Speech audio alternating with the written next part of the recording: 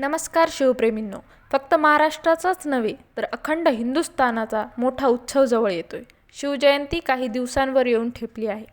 या शिवजयंतीला फक्त जय भवानी जय शिवाजी म्हणण्यापर्यंतच मर्यादित न राहता जाणून घेऊया आपल्या राजांबद्दल, जाणून घेऊया शिवतेजाच्या तेजोमय अंशाबद्दल, अर्थात शिवबाच्या छाव्याबद्दल.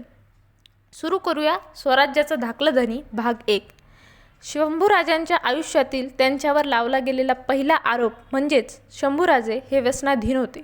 सगळ्यात साधारण गोष्टीपासून सुरुवात करूया. जो माणूस व्यसनाधीन असून दिवसभर व्यसनात मग्न असतो त्याचे शरीर अत्यंत जर्जर झालेले असून फार अंगमेहनतीची कामे करणे शक्य होत नाही. दुसरी गोष्ट, अशा परिस्थितीत रात्रंदिवस व्यसन न करता युद्ध करणे म्हणजे अगदी अशक्यप्राय गोष्ट आणि शंभूराजे त्यांच्या आयुष्यातील एकही युद्ध हरल्याचे पुरावे आपणास आढळत नाहीत. यावरून हे स्पष्ट होते की ते युद्ध खेळत असतावेळी व्यसन करत नसावेत. पुढचा मुद्दा, युद्ध काही एका दिवसात संपत नसे. कमीत कमी 3 ते 4 दिवस तरी युद्ध चालत असावीत. अशा परिस्थितीत एखाद्या पूर्णपणे व्यसनाधीन असलेल्या मनुष्याला 3 ते 4 दिवस एवढा दीर्घकाळ व्यसन न करता राहणे अगदीच शक्य नाही. आणि शेवटचा मुद्दा, छत्रपतींना औरंगजेबाने फितुरीने कैद केल्यानंतर 40 दिवस त्यांच्यावर अत्यंत हृदयविदारक अत्याचार करण्यात आले. आता व्यसनाधीनतेने जर्जर झालेले शरीर हे अत्याचार सहन करू शकत नाही हे अगदीच सरळ आहे.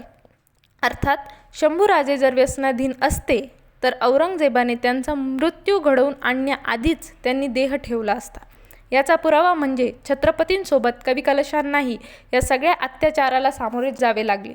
त्यांचे शरीर ते सहन करू शकले नाही आणि त्यांनी औरंगजेबाने त्यांना मृत्यू देण्याआधीच स्वर्गगमन केले.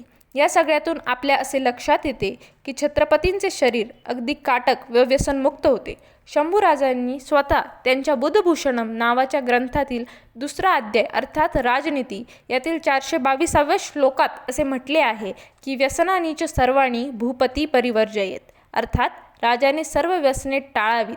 ज्या अर्थी त्यांनी स्वतः हे लिहिले आहे त्या अर्थी त्यांच्यासाठी व्यसन करणे हे राजाचे लक्षण नसून त्यांनीही ते केले नसेल हे वरील तथ्यांच्या आधारे स्पष्ट होते.